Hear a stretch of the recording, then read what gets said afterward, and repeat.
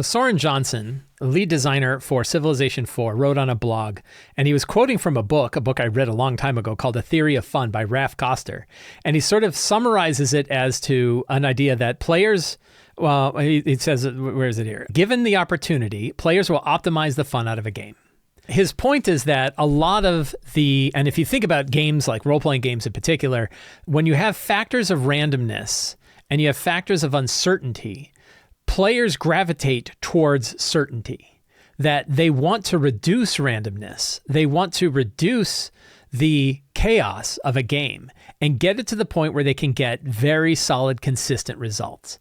The problem is that solid, consistent results are boring. And it's not all players too, right? We're not going to group everybody together in this kind of thing, but it's definitely a factor of human nature that we want consistency. We want to remove chaos and randomness from it, and we want to have that kind of consistency. And we can find it that there are definitely certain players who remove that consistency or are aiming to remove that consistency. And when you get to the point where you do, it turns out the game is no longer fun. An example is if you went to a slot machine in a casino and you put a quarter in. If you got to the point where every time you put a quarter in, that you'd always get 23 cents back, right? Every time. You'd never play, right? Even though that's kind of like what the odds are like. I don't know if the odds are actually like that. But it's that randomness that draws you in, even though what you're actually trying to seek is consistency. People love to find a pattern, even though they just have randomness. And we can find this in our RPGs. Kelsey Dion really nailed this topic when she was on a podcast recently called The Dungeon Master's Diaries. And she mentioned something I thought was really interesting. She said that when she was looking at homebrew classes for Shadowdark, she could tell whether or not the homebrew classes were made by game masters or made by players. And the way she could tell was that players who made homebrew classes for Shadowdark often tried to put elements in the character class that eliminated the difficult parts of Shadowdark. For example, they can carry more stuff, or they have a better source of light, or they have a better way to deal with food, or they have better ways to deal with injury. They had ways to kind of deal with the very things that make Shadowdark unique in the first place. She said GMs kind of understand that you don't want to have that in there.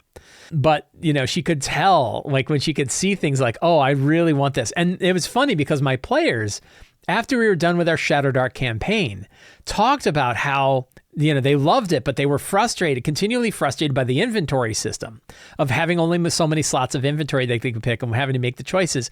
And they were like, I wish we just had more. And I was like, if you had more, you wouldn't care, right? We have more in D&D and inventory is never a problem. We never even talk about it. It would just remove that whole aspect of play if you get it there.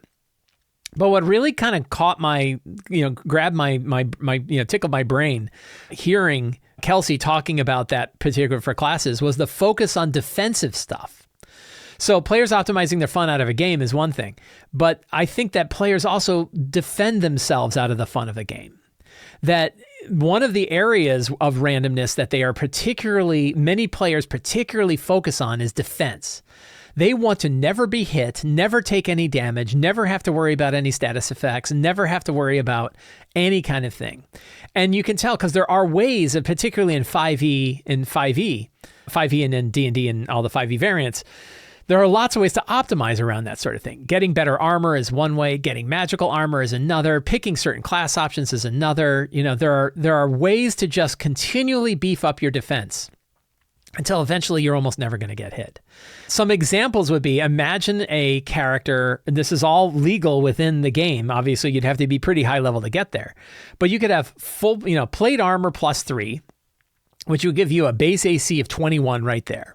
You add a +3 shield, and now you're at 26. And maybe you dip into, or maybe you take the Magic Initiate feat and get shield, and now you can have an AC of 31. That's 3 things.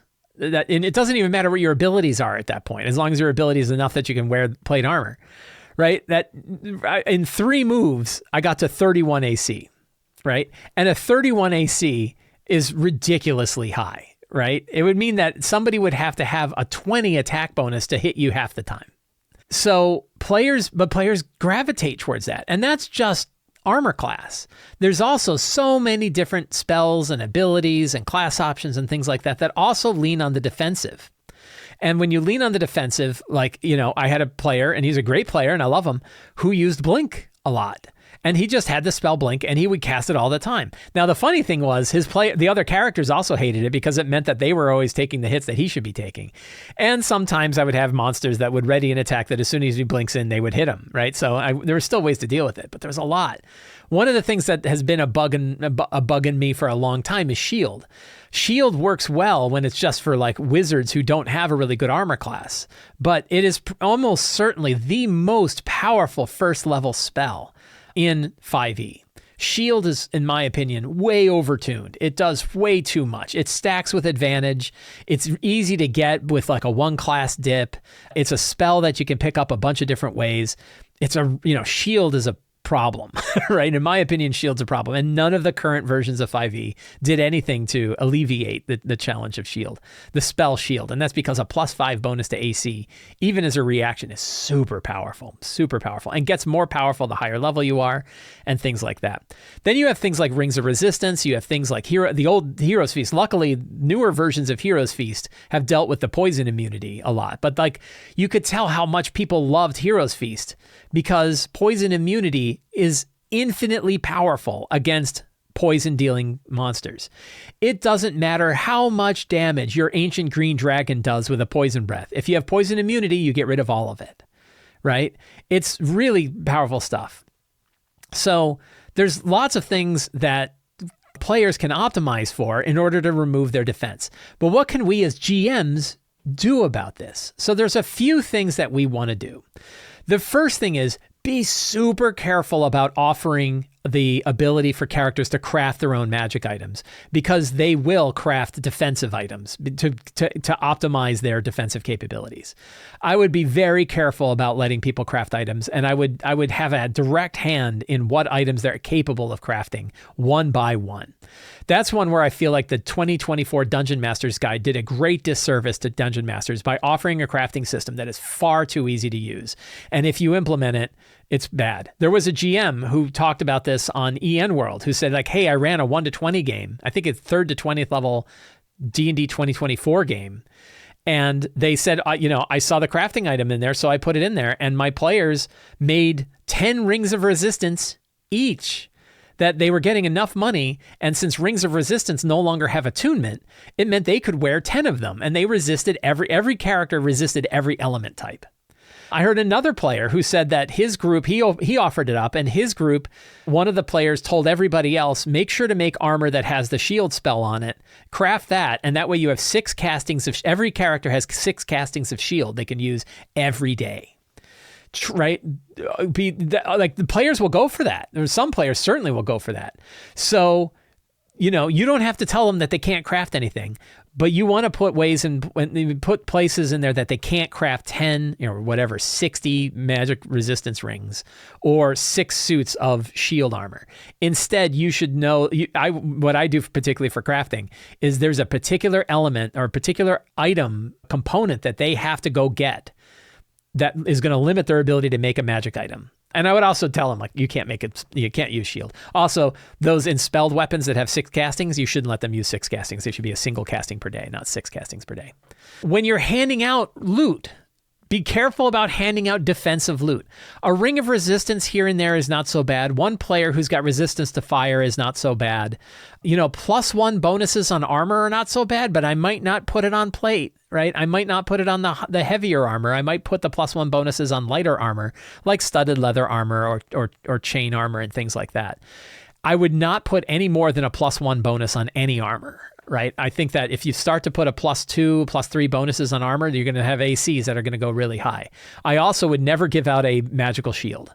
If you give out a magical shield, don't give it, give a magical shield that has a spell effect on it, like an offensive spell effect or some other kind of utility spell effect rather than a defensive spell effect. And I wouldn't put a bonus on it. You can also do that with armor. You can give out really cool magic armor that doesn't have a bonus on it, but does have some other kind of fun effect. And that way the player is still driven to want to use that armor, even though the armor class on it's not particularly any better than the normal armor. So be very careful about what loot you give out and what defensive capabilities that loot is going to have for the characters, because players gravitate towards defense already, and they have so many different class-based ways of doing it through spells and class abilities and other things.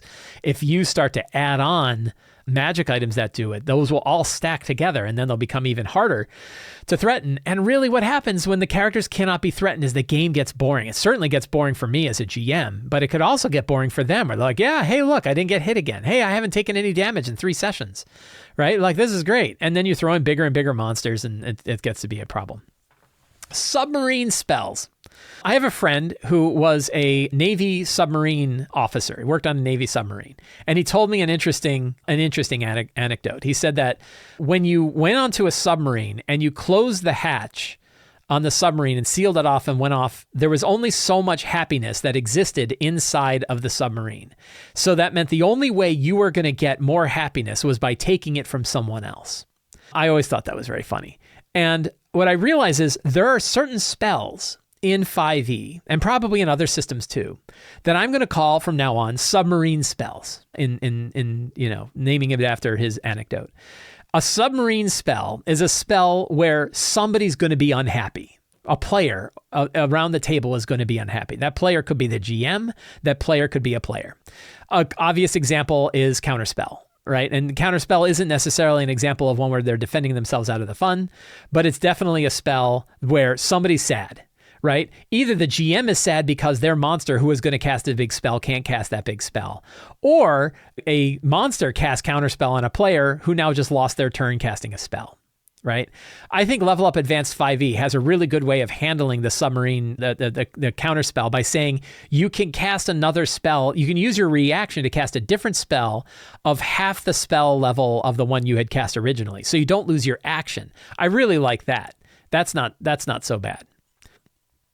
But there are other submarine spells as well. Shield is a little bit of a submarine spell, right? When a character, I'll tell you, if you want to see shield, you want to see players hate shield, give an ancient dragon shield, right? And then when one character attacks it, it throws up shield, and now it's got an AC of 31 and no one can hit it. See how much fun they're having? The answer is not much fun. That's kind of a submarine spell. When you cast it, the players become unhappy, right? Or characters become unhappy. It's a reason why you don't really want to have super high armor classes for monsters. It's kind of fun in some circumstances where you have a high AC monster, but monsters with armor classes higher than 18 or so, oh man, like, players are sad. They want to hit things. Give it more hit points is not taking the fun away, right? You don't mind that a monster takes damage, and they certainly love doing damage. So that's one where we see a net growth in happiness over spells like Shield, where we see somebody is happy and somebody is unhappy.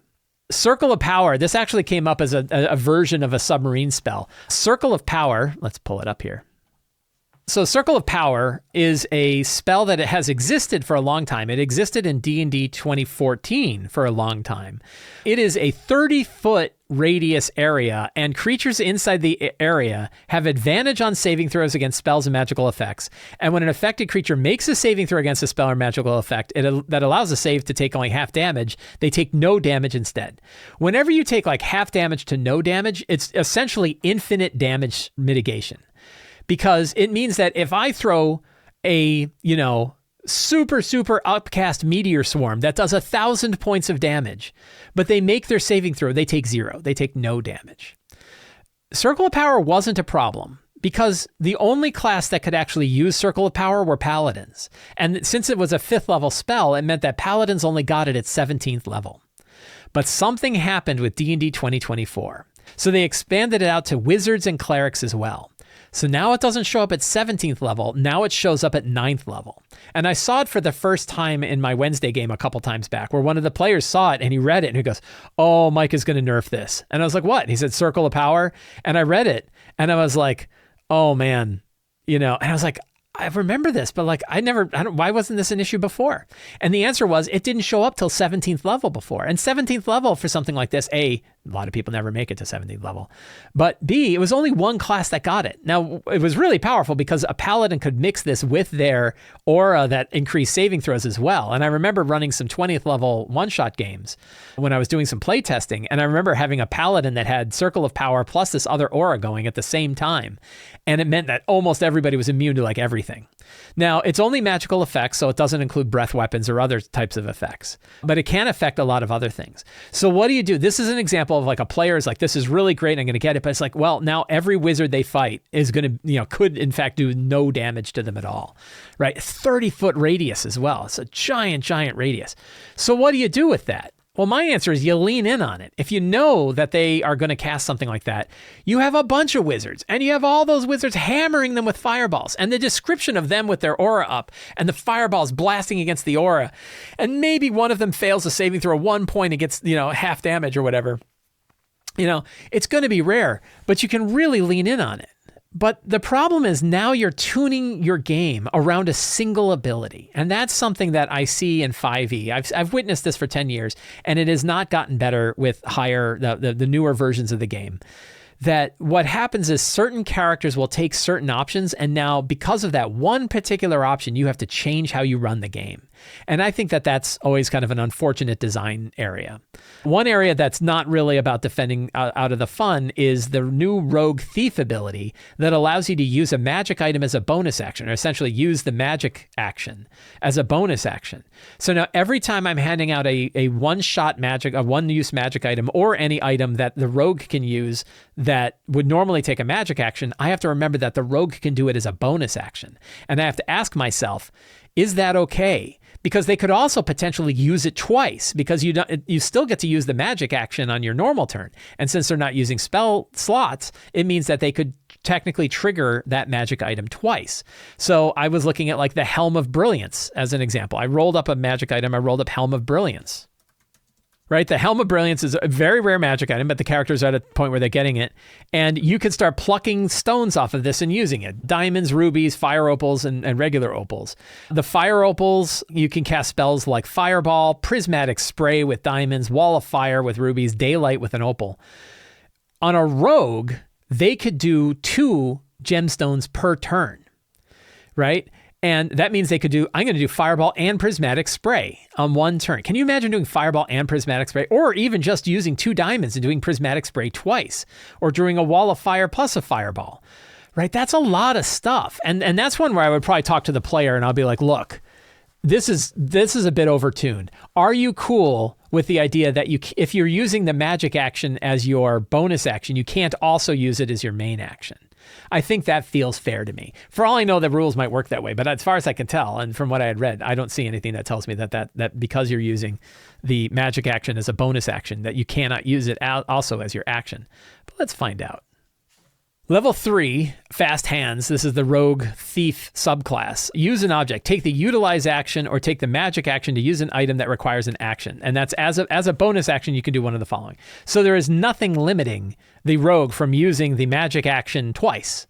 But I would definitely say, hey, how about you don't do that, right? Because then I'm going to have to say, no, I can never give out any items like this, right? Like the only alternative is I can't give out items like this, or else I have a rogue who's never doing any rogue stuff. And this is where it comes back to that idea of optimizing your way out of the fun. Is it really fun for a rogue to do nothing but magic actions with magic items? They never do sneak attack. They never use their other stuff. They never use any of the other kind of abilities that you would expect a rogue to do, because all they're doing is triggering magic items over and over and over again, because that turned out to be the far best one. They went to the slot machine. They found the one that gives the outcome where they pull it every time, and they just pull that one over time. Somebody's getting bored. I'm either getting bored, they're getting bored, the game is getting stale, because they're just, they're out wizarding the wizard, because the wizard can't do that, right? The wizard can't cast 2 spells a turn, but the rogue's like bang, bang, bang, bang, bang, bang, bang, bang, bang. So these are all things that we have to kind of keep an eye out for. And they're all things that we have to sort of pay attention to. And there's a lot of different ways that we can deal with it. Some of them are just talk to your players, right? Have a conversation with your players. Some of it is being careful about the kind of stuff that you give out. Some of it is other things that you can do on your side. So another example is Dreadful Blessings. I've talked about Dreadful Blessings before. This is sort of my take on the Doom Point system from Tales of the Valiant. Dreadful Blessings are a limited number of options that boss monsters can use to break the rules of the game. And in my case, I would use them for something like the monster drops your circle of power with a Dreadful Blessing for this turn. and then hammers you with a meteor swarm, right? So that like they can only do it so many times, but this guy can do it that one time. You want to be a little careful about using dreadful blessings for just getting rid of things that the players use. So I would not use it all the time to always get rid of something. Like you don't want to change your game around so the thing that the player used, they just can't use anymore. But if they've gotten a lot of use out of Circle of Power, you want to tell them, like in this case, this one guy, he's going to be able to drop it for a turn, right? And they'll understand why. And they also know the limitation that exists there. So that's another way to deal with it. But the main one is like, I think the biggest tip that I can give you out of this is just keeping in mind that this sort of thing exists, right? That there is this option for optimizing, the characters will optimize their way out of the fun. And particularly, I think we see it a lot on the defensive side of defending themselves out of the fun. And it's something that we need to keep an eye on. It's something that we might want to talk to our players about. It's something that we want to think about when we're offering rewards. There's lots of different areas where we want to consider the fact that players are going this way. And I think it's sort of a bit of a design thing that, developers of video games have recognized for a long time. And we can sort of recognize that too. I hope you enjoyed today's show. If you did, please consider subscribing to the Sly Flourish newsletter. It is absolutely free to sign up. You get a free adventure generator for signing up, and you get a weekly RPG-related email sent directly to your inbox. You can also support me directly on Patreon. Patrons get access to all kinds of tips, tricks, tools, resources, a whole dedicated podcast, access to our Discord server. There's a whole lot of things that patrons of Sly Flourish get, but most of all, you help me directly to put on shows like this. And you can pick up any of my books, including City of Arches, Forge of Foes, Return of the Lazy Dungeon Master, The Lazy DM's Companion, and more at the Sly Flourish bookstore. Please check out all of the links down in the show notes. Thank you so much. Have a great day, and get out there and play an RPG.